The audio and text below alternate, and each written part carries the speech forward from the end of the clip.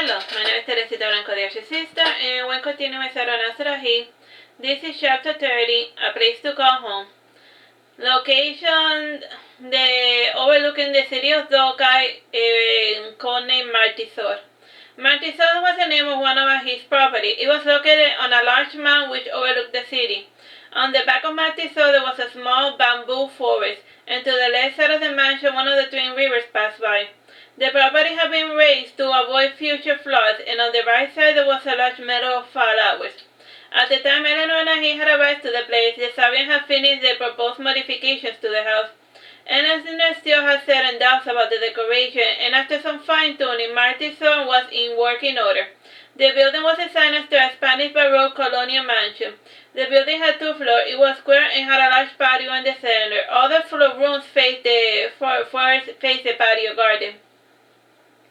The exterior windows had decorated iron bar as well as 2 main entrance doors. The ones on the second floor had the balconies decorated with flowers facing the outside. The main color of the exterior was white and redwood. The roof also had red tiles. Overall, the mansion had 13 rooms. Each room had its own unique decoration, and some had dual beds and others a king-size bed. They all had similar qualities like teardrop chandeliers and mahogany chairs, a painting, a chimney with a mirror hanging over it, and its own private bathroom, toilet, or bathtub. The restrooms were on the second floor, and on the bottom there was space made for the service court and the kitchen. The meals were usually eaten in the privacy of your own room, and if you wanted to socialize, you could visit the tea room. And it was located between the service court and the kitchen. The interior had a golden panel wallpaper and blue tiles decorating the walls, and the floor was honeycomb red tiles. The rest had blue couches and tables for 2. The garden had many exotic tropical plants and flowers, and the main ones were St. John's wort, Dalmatian orchids, azure grape hyacinthus, purple passion flowers, and wild orchids. And aside from the garden, there was a swimming pool. The pool was located near the servants' quarter, and the center of the garden had a hexagonal-shaped fountain with a raised basin. A recent addition suggested by Eleanor was a basement, and she had seen the drawings of a mansion in lithographs he had given her, and she approved of everything more or less, and to make way for her room, the mansion had to be expanded, and to maintain the symmetry, the kitchen and the servant quarter was expanded, as well as the other rooms at the corner of the mansion. Her room was placed in the center of the second floor, on top of the servants' quarters. The exterior was modified to match the look of the mansion, and overall Eleanor had the entire room the way what originally was.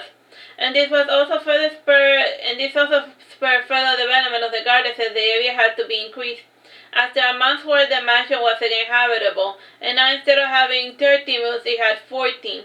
And as for the basement, Eleanor saw that the mansion needed a wine cellar like the one she had back home, and since nobody in the household drank, the wine cellar was mostly used for making and distillation of craft non-alcoholic beverages. And as was the custom of the time, he slept in the same bed as Eleanor, and like Eleanor's mother had predicted, he had not consummated his marriage yet.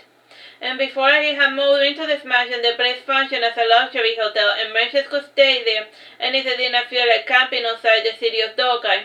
And around Dokai there were makeshift merchant camps, and visitors would do their business with the great and then depart. And there were several mansions like Martisor littered around Dokai, and they were usually manned by the Sabians. The greats did not like to venture too far from their territory, and the true purpose was to spy on the visiting merchants, and the Sabians have gathered information that could not normally salvaged by observer. And this information came in the form of books, documents, and long-drawn conversation. He is different in this regard, and the people who managed the property were composed of the great adopted children, and the path they had chosen had led them to the service industry as cooks, chefs, butlers, or maids. And Madonna was given the guest room beside Eleanor's room, and as of now, he and Eleanor and Madonna have been living inside Martisor for 6 days. At this hour, he has finally gone to sleep with Eleanor, and his wife was wearing a white nightgown, and he too has changed into his pajama, and he slowly got inside the bed in order not to wake up Eleanor. And when the sleeping girl felt her near, she cuddled against him, and he took a deep breath, and he closed his eyes, and after an hour he opened them again. And he looked at Eleanor's sleeping face, and something about her drooling on his shoulder made him smile. And then he looked out the open window, and he saw a shadow descend from it, and when the light of the Titan moon fell upon the shadow, it revealed the form of something that looked like a man. The man was wearing a green kimono and a large straw hat, and the hat had a bell dangling from one of the edges. As a result, he jiggled whenever he moved his head. You know, like it made like a sound of a bell. As he saw him with an urn, the man poured some of the water on his hand, and then he sprinkled it over the flowers, and when the man changed position, he was able to get a better look at his face. He had large black eyes and a small nose and large apron mouth, and since he was a high-able, he was standing erect, and his hands were still rather large, and he also had hands on his feet, and his long jet black hair was braided, and when he saw him staring at him, he placed his index finger to his mouth, and he gave him a sideways look in response, not uncertain about what he wanted. The amen pointed to the left and then placed his hand beneath his kimono, and he started pounding on his chest to stimulate a heartbeat. And then he grinned and climbed at the top of the roof, and he then went to staring at the roof. A lurker was hanging over him, and he stared at the lurker, and the lurker stared back at him. He heard a noise in the other room and the sound of something breaking, and Madonna yelled at the top of her lungs, "Oh, get out, you creep!" And everything was quiet for a moment, and the sound of heavy footsteps was heard across the hallway, and there was a knock on the other door, and a soft voice asked, is everything in order? And why do you have this freak like that in your style?" demanded Madonna. "And for the last 6 days I have been pestered by your pet monkeys, and they were annoying even back when they could not talk." "I'm sorry, ma'am, and I will speak with Gracia about Tadioki's misbehavior," said the other staff member. Madonna slammed the door on the visitor's face, and the footsteps went back to their point of origin. And 2 hours before sunrise, a strong wind passed by, and as he got out of bed, he closed the windows and the door leading to the balcony, and afterward he went back to bed. A second later, a light shower began to fall, and this was followed by a downpour, and some of the lesser rain on the roof started squishing, and he heard a few tiles falling and someone yelling, "We will fix it when the rain stops." The door suddenly groaned as if a large weight was being pressed against it, and it was soon followed by the sound of heavy breathing. He closed his eyes and he turned his face towards the door leading to the central garden, and he could hear a soothing sound rising above the tempest, and around 4 in the morning the sun stopped, and he rose from his bed and went to lie down on his pile of gold in one of the corners of the room, and the pile was kept next to the fireplace to keep it nice and warm. He looked through a few of the coins, and he reached for a garnet that was among his treasure, and he placed it in his mouth, and he fiddled with the garnet like it was candy. And when he got bored of the taste, he simply crushed it beneath his fangs. And he looked out one of the bar windows, and he saw the water splashing against the glass. And he yawned a bit, and he got up from his golden bed, and the flame of the fireplace died for a few moments, and he was lost to us. And one of the observers picked up his trail by the kitchen, and he opened the refrigerator door, and he looked inside, and to us, it may have looked like a regular refrigerator. However, this one was constructed with an elaborate clockwork, and like a music box, the servants had to turn keys on the other side of the wall to renew the code. And the key was held via a valve, and the code originated from a lithium hydrogen and orange calcinite iron native to this world. And since it was a superconductor of sort, very little amount of friction was needed to maintain its power, and the energy was transmitted through copper gears. And this too was another one of little Bertham's invention, and according to observation, Bertham only had the concept of a refrigerator to work with, and he used what little technology was available to create his own version of it, and as of now his invention was considered a luxury item. And he opened the refrigerator and took out a glass bottle of milk, and he drank the entire content and placed the recipient on the counter. And after leaving the kitchen, he went out of the patio, and he sat on a couch which faced the central garden. And thanks to the walkways on the second floor, the rain was not falling on him, and still an occasional gust of wind was sending enough raindrops to soak his feet. He sat there, while his feet were splashed by the rain, and he saw a maid passing him with a mop, and she was trying her best to keep the water from getting inside further, and he saw on the roof a few of the men with a wide red sheet, and they spread it over like a tent over the hollow roof of the garden, and the center of the tent had a hole within it. And this soon kept the water from fall, and this soon forced the water to fall only inside the fountain. A fair maiden rose from the water of the fountain and started drinking the rainwater, and she waved at he who also returned her salutation. The maiden was Sana, a subspecies of the nymphs, and her kind usually live in rivers, fountains, or waterfalls, and in her case she lived in a fountain, and she had long curly brown hair, and even the rain could not abate the curliness of her hair, and she had large black eyes and long eyelashes. The maiden was lying on, yet she came off as being fragile. And when there was no company, Santa would emerge from the fountain completely in the nude. And she still wore many bracelets and jewelry and necklaces, for she had a thing for shiny baubles. And he said to Santa, white lady, I stole your baby. And her real name was Conigunda of Orlamune, and she was a changeling of the great duke, and most of the time she spent within her fountain, occasionally entertaining guests. And when she said he addressing her in such a manner, she chuckled and said, "How very shrewd of you." And she then got a rock from the pond and she threw it at his head, and blood from his head, and he started laughing hysterically. And he passed his hand over his head, and the wound was gone.